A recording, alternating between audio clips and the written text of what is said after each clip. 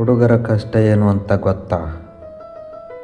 ಅವರು ಒಳಗೆ ಸಂಪೂರ್ಣವಾಗಿ ಮುರಿದು ಹೋಗಿದ್ದರೂ ಅದು ಮುಖದಲ್ಲಿ ಎಂದಿಗೂ ತೋರಿಸಲ್ಲ.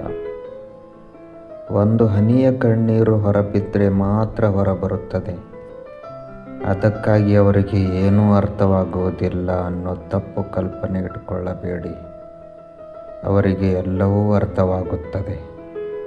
ಪ್ರತಿಯೊಂದು ಮಾತು, ಪ್ರತಿಯೊಂದು ಮೌನ ಕೂಡ. ಆದರೆ ಅವರು ಅದನ್ನು ಹೇಳಿ ತೋರಿಸಲ್ಲ. ಎದುರಿನ ವ್ಯಕ್ತಿ ತಾನೇ ಅರ್ಥ ಮಾಡಿಕೊಳ್ಳಬೇಕು ಅಂತ ಮೌನವಾಗಿ ನಿರೀಕ್ಷಿಸುತ್ತಾರೆ.